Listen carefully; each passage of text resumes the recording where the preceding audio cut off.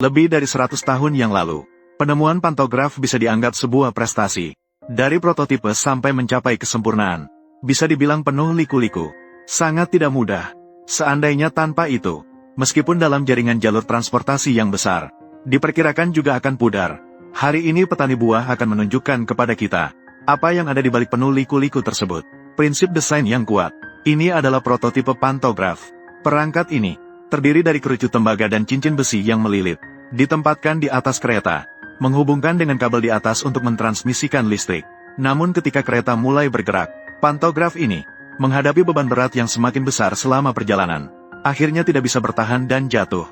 Kemudian, ilmuwan mencoba metode lain. Dia membuat pola di dasar, meningkatkan area kontak dengan kereta, mengatur kabel dalam posisi miring, dan menambahkan pemanjang pegas di atasnya. Dengan cara ini, stabilitas dasar meningkat. Namun titik koneksi antara kabel dan kabel listrik terlalu tunggal. Jadi selama perjalanan, kabel tidak mengalami masalah. Namun kabel listrik terputus. Segera setelah itu, insinyur menemukan cara ketiga.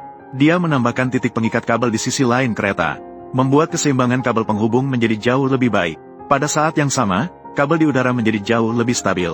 Untuk mengurangi gesekan antara keduanya, insinyur juga secara khusus memasang perangkat meluncur berbentuk alur.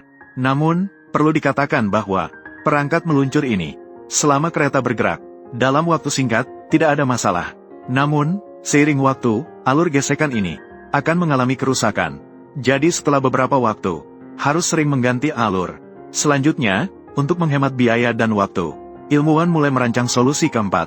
Seperti ini, dia langsung mengganti satu kabel menjadi dua kabel dan menghilangkan bagian alur, menggunakan plat datar yang lebih panjang sebagai pengganti. Dia juga sengaja membuat kabel dalam bentuk zigzag, untuk mengurangi gesekan. Pada bagian yang bersentuhan juga ditambahkan bahan tahan aus. Dengan cara ini, gesekan kabel teratasi, dan juga dapat bekerja terus-menerus di ruang yang ada.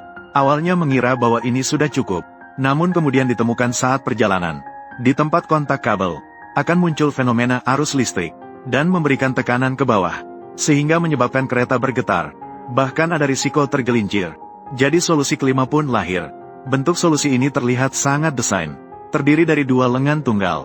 Oleh karena itu juga disebut pantograf dualam. Di bawahnya terdapat sebuah piston. Pada permukaan bawah dipasang roda gigi. Keunggulan kinerja terletak pada bergerak naik turun seperti yang terlihat di layar. Dengan demikian, saat beroperasi, dapat dengan baik menyelesaikan masalah fenomena arus yang disebutkan sebelumnya.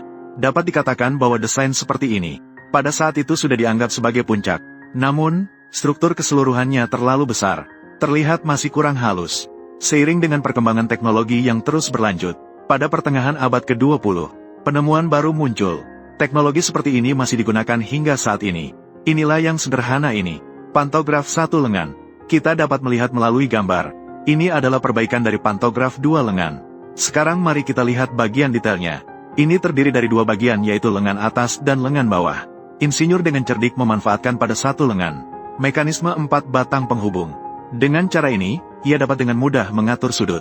Kemudian di bagian sambungannya, untuk memperkuat kinerja, ditambahkan lagi sebuah penyangga, untuk mendukung keseimbangannya, lalu menghubungkannya dengan bagian atas. Dengan cara ini, maka ini adalah satu lagi mekanisme 4 batang penghubung. Kereta dapat bekerja dengan stabil dengan kondisi lengan yang dapat ditarik, sehingga dapat beroperasi dengan lancar. Masih kata yang sama, kemajuan teknologi mendorong perkembangan masyarakat.